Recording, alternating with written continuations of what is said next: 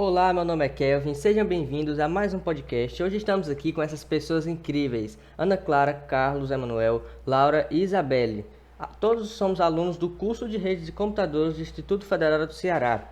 Dessa vez iremos falar de um assunto muito interessante, muito relevante atualmente, a experiência de aprender como os jogos populares e seus aspectos culturais nas aulas de educação física. Vamos começar aqui com o Carlos. Para você, Carlos, o que são jogos populares? Bom, basicamente falando, os jogos populares, também muito conhecidos como jogos de rua, são basicamente brincadeiras e jogos nas quais os mesmos podem ser modificados ou até mesmo criados pelos seus próprios jogadores. Os mesmos não possuem regras oficiais, pois como acabei de falar, eles são jogos nas quais os jogadores podem alterar suas regras. Quatro grandes exemplos que eu posso dar aqui para vocês de jogos populares são amarelinha, esconde-esconde, pega-pega e rouba-bandeira. Eu particularmente brinquei muito dessas quatro brincadeiras na minha infância. Elas são bem legais e um ótimo exercício físico para as crianças. E para você, Ana Clara, de acordo com sua vivência, tudo que você já passou até agora, como os jogos populares são tratados atualmente nas escolas? E quais dos aspectos que já existem poderiam ser melhorados para o crescimento dos alunos nessa parte da educação física e tudo mais?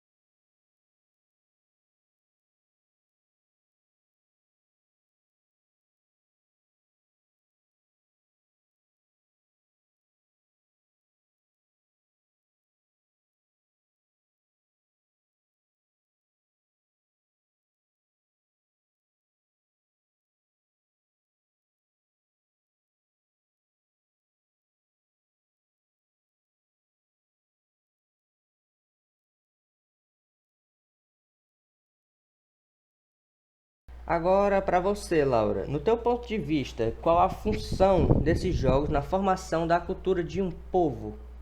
E sem contar que o esporte, ele ajuda muito as pessoas a se saírem dos vícios, das drogas, do alcoolismo, porque a gente pode ver isso que é visível no nosso país. É, muitas pessoas têm esse vício de alcoolismo, de droga. Então, na minha opinião, isso é uma ação transformadora dentro da sociedade. Então, eu acho que o esporte ele deve ser valorizado de todas as formas. Isabelle, de acordo com as pesquisas feitas anteriormente, como os jogos e seus aspectos culturais podem contribuir na formação cidadã de um indivíduo que não tem uma condição tão grande, que não consegue ter esse acesso fácil que nem muitas pessoas têm? Então, Kelvin, nós sabemos que o Brasil é um país extremamente desigual e que existe uma enorme dificuldade em combater essas mazelas. Porém, um dos caminhos mais eficazes seria a melhora das condições de ensino, uma vez que é lógico que o jovem que tem acesso a uma boa educação e é bem instruído terá mais oportunidades no mercado de trabalho e, consequentemente, o poder de mudar a sua realidade, que na maioria das vezes é uma realidade muito pobreza, violência e assédio. Quando nós falamos do esporte e a contribuição dele na sociedade, levamos pela mesma perspectiva. O esporte é uma ferramenta transformadora. Ele é uma prática que gera inclusão, saúde e aprendizado. E, no meu ponto de vista, uma das maiores funções sociais é afastar os jovens em situação de vulnerabilidade socioeconômica do mundo do crime. Imagina, um garoto que vai para a escola de manhã, mora em comunidade pobre, onde o tráfico e a criminalidade é algo presente. E a mãe dele passa o dia trabalhando fora. Esse garoto acaba passando o dia na rua. E vai ser na rua que ele vai encontrar os maiores monstros da sua vida. Acho que você já imagina quais são, né?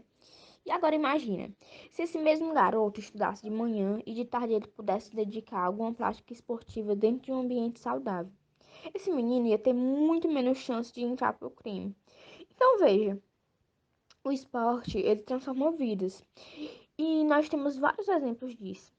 O esporte, quando desenvolvido com responsabilidade no ambiente escolar, tem enorme impacto positivo na sociedade. Quando o jovem estuda as mais diversas práticas esportivas, ele abre a mente para as culturas que lhes deram origem, a história de força e todo o legado dos nossos antepassados. Agora, Carlos, você que é bem atento a essa questão dos jogos, tanto tradicionais como os jogos eletrônicos, qual será a herança cultural que a geração Z vai deixar para as próximas gerações, em relação à prática esportiva? Bom, Kelvin, eu acho que já não é mais novidade que a humanidade tem avançado bastante no quesito tecnologia e influenciou muito a nossa sociedade, em especial a geração Z. Tivemos várias mudanças, que na minha opinião irão perdurar da geração Z em diante. Dentre elas, o lazer de jovens e crianças a partir do uso da tecnologia. Antigamente, não tínhamos muito acesso à internet, à tecnologia em geral. Brincávamos na rua de várias brincadeiras e jogos tradicionais, como futebol, sete pecados, bila e etc. Atualmente, a maioria das crianças não sabe mais o que é isso. Vivem em casa e se divertem por meio de jogos eletrônicos. E é aí onde eu quero chegar. Na minha opinião, o que mais mudou e vai continuar mudando é a forma de lazer. E de certa forma, no meu ponto de vista, as brincadeiras tradicionais irão deixar de ser praticadas como eram na nossa época. Ou até mesmo, quem sabe, talvez não haja mais espaço para brincadeiras tão primitivas nessa futura geração, onde muito provavelmente o acesso à tecnologia será muito mais fácil. O mesmo vale para os esportes.